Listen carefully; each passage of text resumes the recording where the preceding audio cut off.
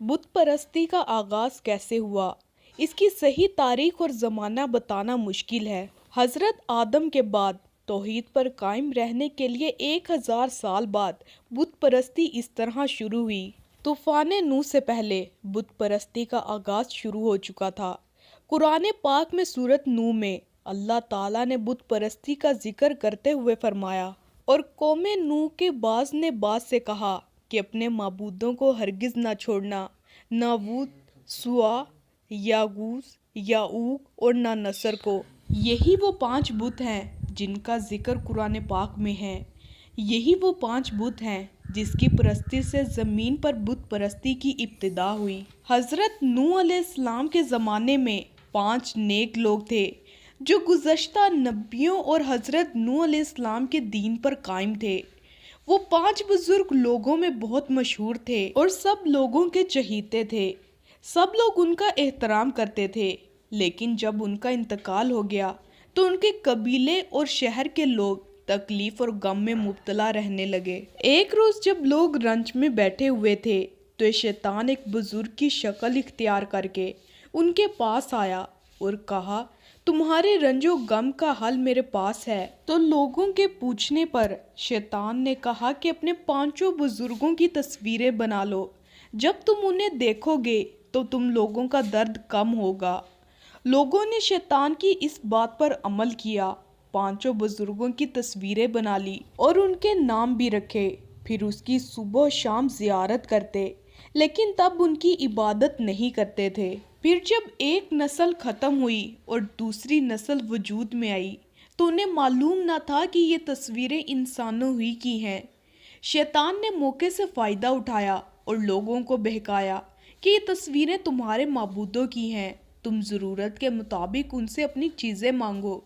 لوگ ان تصویروں پر پھول اور مالے چڑھانے لگے، اور جب تصویریں پرانی ہونے لگی تو شیطان نے ان کو مشورہ دیا کہ ان کے بت بنائے جائیں اور ان کی عبادت کی جائے۔ اس طرح دنیا میں بت پرستی شروع ہو گئی اور لوگ بتوں کی پوجا کرنے لگے۔ پھر آہستہ آہستہ لوگ بتوں کی بجائے دوسری چیزوں کی بھی پرستش کرنے لگے۔ حضرت ابراہیم علیہ السلام کے زمانے تک لوگ سورج، چاند اور ستاروں کی بھی پرستش کرتے تھے۔ وقت گزرنے کے ساتھ ساتھ نئے نئے معبود بھی پیدا ہوتے چلے گئے، یہاں تک کہ خود انسانوں نے بھی خدائی کا دعویٰ شروع کر دیا۔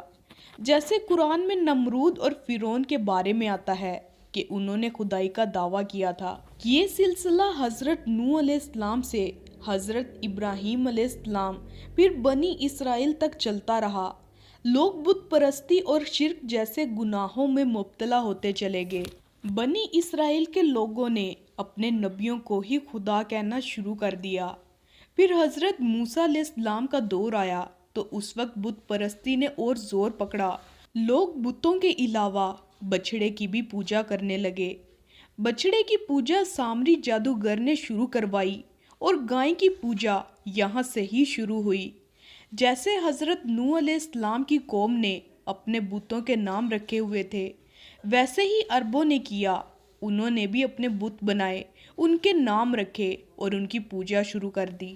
اصل میں بت پرستی کا جو آغاز حضرت نوح علیہ السلام کی قوم سے شروع ہوا تھا، وہی پوری دنیا میں پھیلی ہوئی ہے۔ بت پرستی کی جو ابتدا انسانوں کی عبادت سے شروع ہوئی، آج تک وہی سلسلہ قائم ہے۔ دنیا کی جس بھی بت پرست قوم کی تاریخ کو اگر پڑھا جائے تو پتہ چلے گا کہ جس کو وہ خدا سمجھ کر پوج رہی ہیں، وہ آج سے صدیوں سال پہلے انسان ہی تھے۔ قرآن نے بت پرستی اور مشرکانہ رسوم کو اقوام کے زوال اور ہلاکت کا سب سے بڑا سبب قرار دیا ہے۔ قرآن میں متعدد مقامات پر بتایا گیا ہے کہ جن قوموں پر عذاب نازل ہوا ان میں پہلے نبی بھیجے گئے جنہوں نے لوگوں کو توحید کی دعوت دی، لیکن کفار اور مشرکین نے ان کا مذاق اڑایا، ان کی نافرمانی کی اور اپنی بت پرستی پر قائم رہے۔ حضرت نوح علیہ السلام اور ان کی قوم کا ذکر قرآن پاک میں کئی بار آیا ہے۔ اللہ تعالیٰ نے حضرت نوح علیہ السلام کو ان کی قوم کے لیے رحمت بنا کر بھیجا تھا، لیکن ان کی قوم بت پرستی پر قائم رہی۔ جب حضرت نوح علیہ السلام نے ان لوگوں کو اللہ تعالیٰ کے بارے میں بتایا اور عبادت اور توحید کی دعوت دی تو فوراً وہ انکار کر دیتے۔ حضرت نوح علیہ السلام ایک عظیم پیغمبر تھے۔ انہوں نے اپنی قوم کو 950 سال تبلیغ کی۔ حضرت نوح کی دعوت کا مرکز توحید تھی۔ انہوں نے سب سے پہلے اپنی قوم کو اللہ کی وحدانیت اور اس کے ساتھ شریک نہ ٹھہرانے کی دعوت دی۔ یہ ان کی دعوت کا سب سے بنیادی نقطہ ہے، لیکن ان کی قوم کفر و شرک کے اندھیرے میں ڈوبی ہوئی تھی، جو اتنا سمجھانے کے بعد بھی نہ مانے۔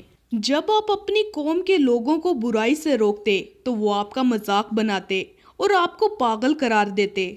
آپ نے اپنی قوم کے لوگوں کو بہت سمجھایا، لیکن وہ نہ مانے اور عذاب میں گرفتار ہو گئے۔ اسی طرح جتنے بھی انبیاء کرام دنیا میں تشریف لائے، انہوں نے لوگوں کو توحید کی دعوت دی اور شرک جیسے گناہوں سے باز رہنے کا حکم دیا۔